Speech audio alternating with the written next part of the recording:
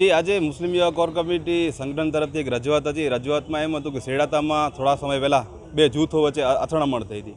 હવે સ્વાભાવિક છે અથડામણ થાય, પણ આમાં અલગ એક પ્રકારની વસ્તુ નીકળી છે શોધખોળમાં કે જે એક વ્યક્તિ છે મુસ્લિમ માલધારીઓ જે છે એ મૂળ ભારતીયો છે, જે સામેવાળા જૂથમાં છે અમુક લોકો જે ભારતના છે જ નહીં, અહીંયા કચ્છના છે જ નહીં, તેવા લોકો દ્વારા છેલ્લા ઘણા ટાઈમથી એ લોકોને હેરાન અને પરેશાન કરવામાં આવી રહ્યા છે। એ બિચારા માલધારીઓ હર વખતે ખામોશ થતા આવે છે, પણ આ વખતે ઘણી જ ગંભીર પ્રકારના આ લોકો ઉપર જુલ્મ કરવામાં આવ્યા અને માથામાં ઘણી ઈજાઓ થઈ હતી। એક શખ્સ જે ત્યાં અમદાવાદમાં રિફર કરવામાં આવ્યું હતું। તો આજે અમારી રજૂઆત એ હતી કે ભાઈ જે લોકોને અહીંયાની નેશનાલિટી મળેલી છે, તો અહીંયા આ લોકો અહીંયા રહેવાને લાયક છે કે નહીં? કારણ કે આવા લોકો જે વારંવાર આવું કરતા આવ્યા છે, એમની હિસ્ટ્રી પણ જોવા જઈએ તો અગાઉ પણ એક ગામમાં હતા, ત્યાં પણ આ લોકોએ માથાકૂટ કરી હતી। તેના લીધે ત્યાંના સ્થાનિક લોકોએ બહાર ભગાવી નાખ્યા, ત્યારે આવીને અહીંયા રહી રહ્યા છે અને વારંવાર વાતાવરણ ખરાબ કરી રહ્યા છે।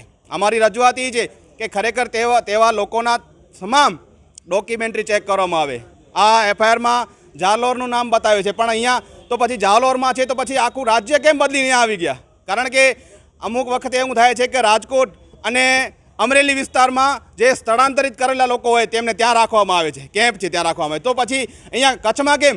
કચ્છ તો એક સેન્સિટિવ વિસ્તાર છે, સરહદી વિસ્તાર છે, તેવા આવા કોઈ પણ જે પાકિસ્તાનીઓ છે જે વારંવાર આપણી સાથે દુશ્મન કહેવાય, પાકિસ્તાન આપણા અહીંયા વારંવાર યુદ્ધનું થતું હોય, તો આવા લોકો જે પાકિસ્તાનથી આવેલા લોકો છે ખરેખર કોઈ એવું મિશન તો નથી ચલાવી રહ્યા ને? એ એક વિષય છે, કોઈ એવું સંગઠન તો નથી ને જે એમ લોકોને છાવરી રહ્યું છે?